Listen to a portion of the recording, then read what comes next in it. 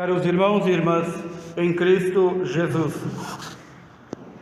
nesta vigília pascal, como em todas, nós celebramos aguardando, porque se chama vigília, aguardando a ressurreição do Senhor.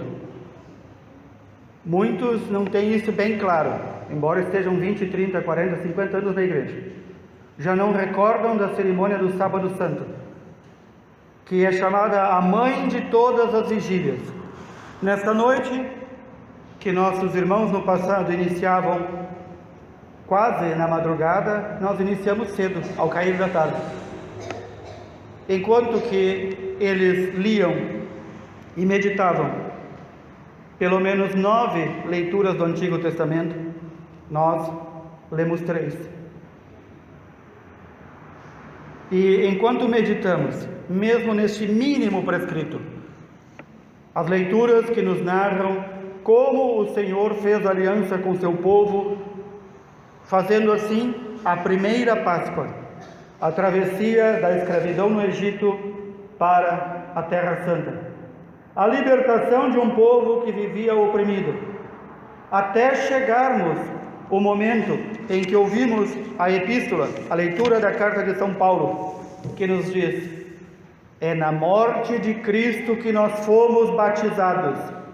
E nessa noite, mais que em todas as noites, mais que em todas as santas missas, porque esta é a Santa Missa mais importante de todas para o cristão, nesta noite nós temos que nos recordar que nós fomos batizados na morte de Cristo.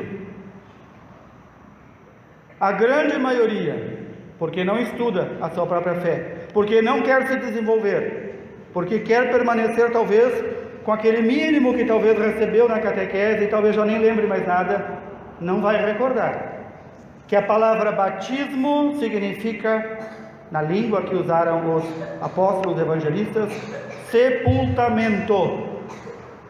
Então, quando nós somos batizados, nós somos sepultados para a velha vida, sepultar o velho Adão, o homem que diz não a Deus, para vivermos verdadeiramente na luz, para vivermos verdadeiramente como filhos de Deus, para recebermos a filiação divina, para que a Santíssima Trindade viva em nós. E então nos ensina São Paulo: será que ignorais todos vós, batizados em Jesus Cristo, que é na sua morte que nós fomos batizados? Pelo batismo na sua morte fomos sepultados com Ele, para que, com a sua ressurreição que hoje celebramos, um dia nós também ressuscitemos na glória de Deus Pai. Muito bem, alguns dirão: a condição para ser cristão é ser batizado. O apóstolo evangelista João vai nos dizer também, como São Marcos, que a condição para ser cristão e para irmos um dia para a glória de Deus é ser batizado e viver conforme Cristo nos ordenou. Duas condições. Não basta ser batizado. Nesta noite, nós, de novo, como todos os anos, abençoamos a água que será usada nos batizados. De novo, nós mergulhamos o círio pascal, que representa o próprio Cristo, que era para o povo do Antigo Testamento a coluna de fogo. Enquanto eles saíam da escravidão do Egito, Deus se manifestou a eles durante toda a peregrinação com uma coluna de fogo. Não era uma vela, não era um círio, era uma coluna de fogo que vinha do céu à terra para guiá-los na escuridão. Cristo é a nova coluna de fogo. Esta coluna de fogo será mergulhada na água, junto à bênção da água, para nos recordar de novo: nós somos sepultados com Cristo. E aquele que vive sepultado com Cristo, que vive o seu batismo, este ressuscitará. Aquele que é batizado ou pior ainda, que leva outros ao batismo, mas não dá exemplo de vida cristã, nem o leva a viver a vida de fé, não ressuscitará para a vida eterna. Por quê? Porque as condições são ser batizado e viver como cristão. Durante todo este tempo que aqui estou, 6 anos, quantas centenas de pessoas já batizei? Devemos nos perguntar, onde estão? Mentiram no dia do batismo, que iriam viver a partir daquele momento como cristãos, e mentiram que iriam dar testemunho de vida cristã. Quando muito aparecem numa missa de 7º dia, pensando que talvez o padre é um mágico que tira da cartola, ou seja, do purgatório, o seu parente falecido e o leva para o céu. Se nós não vivermos a vida cristã, tudo isso que estamos celebrando não tem nenhum valor. Se não vivermos como cristãos verdadeiramente, tendo bem claro o que nos disse São Paulo, é na morte de Cristo que nós fomos sepultados, não para viver mais no pecado, não mais para viver afastado de Deus, não para levar nossos filhos à igreja, batizar e nunca mais aparecer, mas para viver como cristãos. Para viver como cristãos. E não se vive como cristãos apenas em casa. E não se vive como cristãos uma vez na igreja. Porque a igreja é esposa do Senhor. O Senhor na cruz, nos diz São João, do seu lado perfurado pela lança saíram sangue e água. Água para nos lavar dos pecados. O sangue, que aqui estão simbolizados no sangue todos os sacramentos da sua igreja. Podemos dizer também, a igreja do Senhor saiu do coração de Cristo. E quantos que dizem amar Cristo, mas odeiam a igreja de Cristo? Fazem pouco caso dela. Não estão nem aí. Amam, ou melhor, dizem amar o esposo, mas abominam a esposa. É como aqueles que se dizem cristãos e dizem amar Cristo e passam todos os dias ofendendo a mãe de Cristo. Como é possível que nós podemos amar alguém desta forma? Como é possível que isso é viver transfigurado com essa nova luz? Como isso é viver como batizados? Não, isto é alguém que foi sepultado e não saiu da sepultura. E, ao invés de termos na nossa vida mortos os pecados, eles estão bem vivinhos, porque nós nos afastamos da fonte da qual Cristo nos banha, nos lava, nos alimenta. Portanto, no Sábado Santo é momento de recordarmos e meditarmos, queridos irmãos e irmãs, que aquelas primeiras testemunhas que correm para o túmulo são as mulheres. Elas correm para ir terminar o serviço de embalsamar o corpo do Senhor, para ir arrumar mais ainda a sepultura.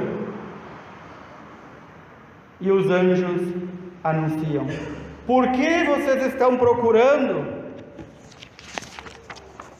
quem está vivo dentre os mortos? Por que estão procurando? Ele está vivo, ele prometeu que ressuscitaria. Ele não está aqui, ele ressuscitou. O que estão fazendo aqui? Dizem os anjos. Ele não está aqui no túmulo.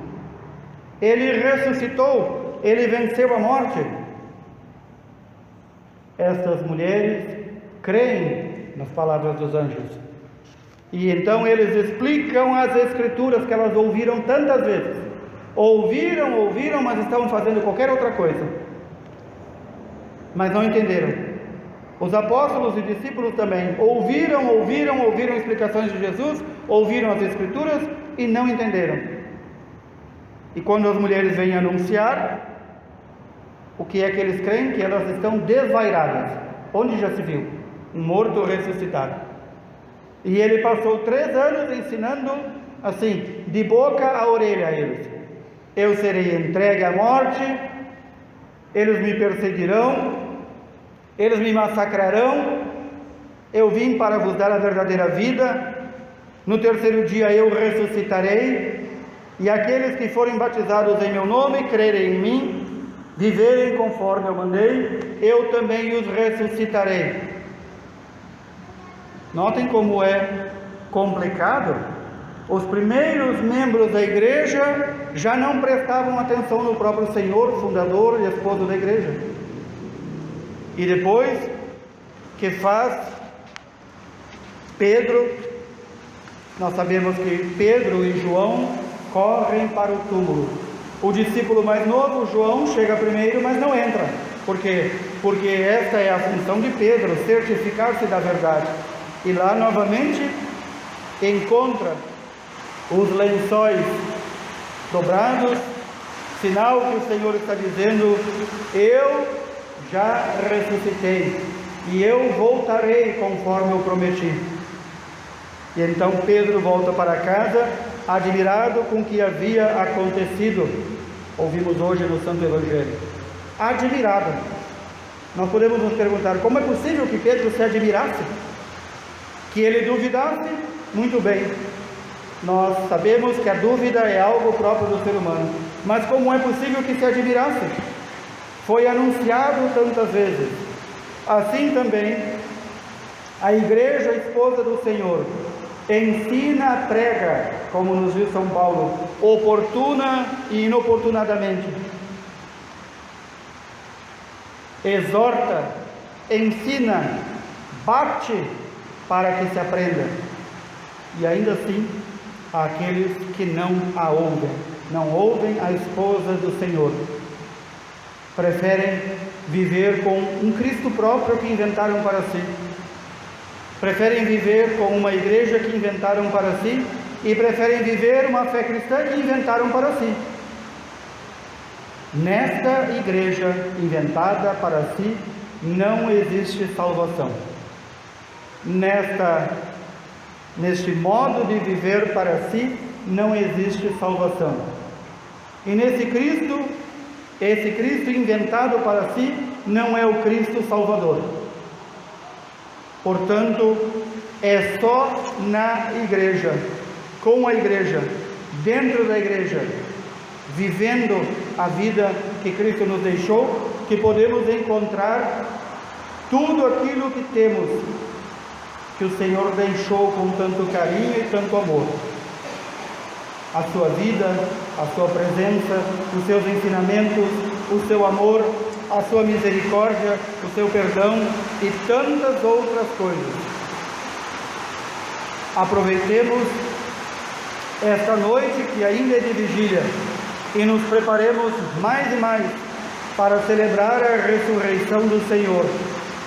Que o Senhor possa verdadeiramente ressuscitar em nossa vida.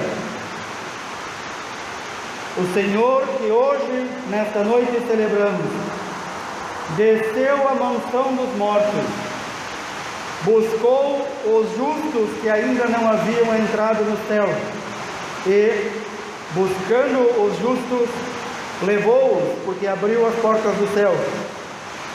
Que o Senhor também possa, no dia da nossa morte, nos levar para o céu. Que o Senhor também possa, no dia da sua vinda, nos encontrar fiéis a Ele, dentro da sua igreja, dentro da sua esposa, junto com Ele, no coração do amor e da misericórdia. E assim nós poderemos dizer: assim nós faremos a nossa Páscoa, a verdadeira Páscoa, passagem da vida de morte para a vida verdadeira. Roguemos ao Senhor para que nos seja concedido a graça da perseverança final.